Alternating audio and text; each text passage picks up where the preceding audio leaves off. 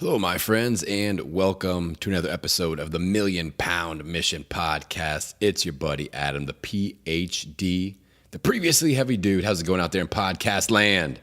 This is episode number 172. How to find time for fitness. As always on Friday, no long intro, no sponsors, no catchy theme song. Not this day, not on Fridays, my friends. We're jumping right into it. So, if you guys have been listening to the show for a while, you realize that I love efficiency. I love to manipulate time and scheduling a little bit, and I'm kind of a freak about it. So this is a topic that's near and dear to my heart, and I feel like so many people struggle with the idea of, I just don't have time to work out, or I just don't have time to eat healthy. I just don't have time to go to the grocery store. I just don't have any time for myself. All right, so I take this to an extreme level where if you know my backstory, you know that I used to work so many hours that I put myself in the hospital 3 different times. I worked myself into a hospital bed 3 different times.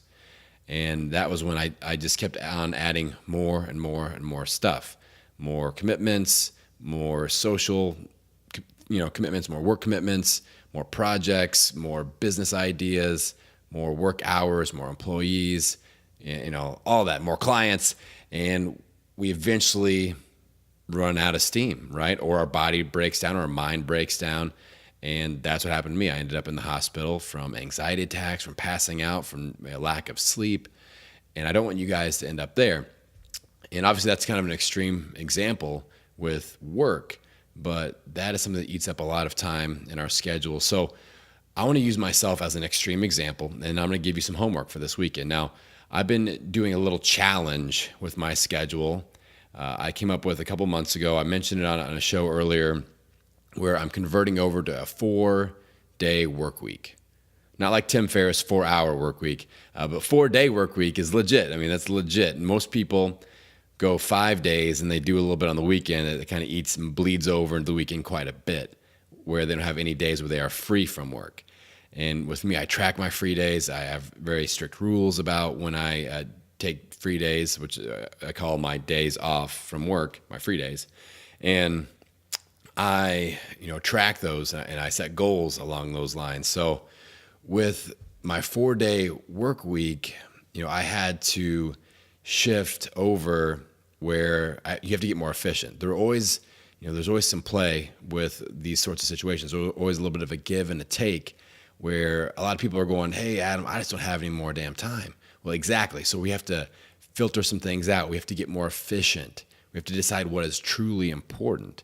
And I will tell you, your health is truly important, right? So that needs to be at the forefront. So let's dive in specifically with fitness. But with my example, basically, I'm only working 4 days a week. Now that's the base. I do a couple 5-day work weeks a month just to work on projects and things like that. I call them my sprint weeks, but working more towards that always being the norm, the 4-day work week.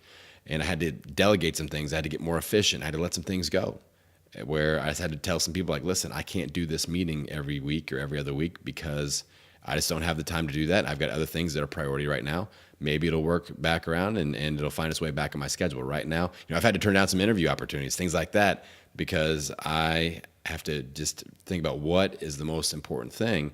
And this whole experiment of working just 4 days during the week has caused me to think about things differently. So with you guys, with your fitness, what I want you to think about is, I know there are a lot of you out there that are doing 0 minutes of fitness during the week. Like it's not even an afterthought. You're like, you just don't have time, so you don't do it.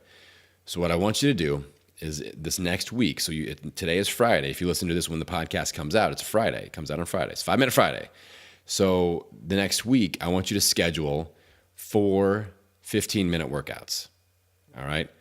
First thing in the morning, last thing in the morning, or last thing of the day, last thing in the morning. It could be last thing in the morning also. But 4 15-minute workouts, especially if you're doing 0. If you just have a goal of doing more, then take what you're already doing and add 1 15-minute extra workout or 2 15-minute extra workouts to what you're already doing. All right, but I want you to book them into your schedule like a work meeting, like a kid's basketball game or whatever. Like book it on the calendar and protect that time. Now, set yourself up to succeed. So don't book it at the same time as your kid's basketball practice or whatever.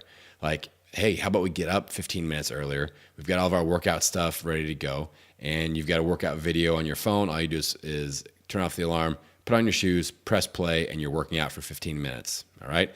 So something along those lines. That's your homework for this weekend. Book at least 4 15-minute workouts just next week, and let's start to establish that pattern of just getting more efficient and finding time for fitness. So in this example, you're sacrificing 15 minutes of sleep. Is it worth it? Hell yeah, it is. Right? You're worth it. Maybe it's a lunch break. Maybe it's an evening time where you have to delegate some of the family responsibilities to a spouse or partner and say, hey, I need you to put the kids to bed this night so that I can get my workout in. And that's what being in a relationship is all about. There's a little bit of partnering and help going there. You guys are in it together. So think along those lines. If you need any help with this, you can always hit me up on Instagram at Million Pound Mission and let me know if you are struggling with this concept. And I have plenty of ideas, and I will share them with you so you can get out there and own it every meal, every workout, every day. I will see you on the next episode.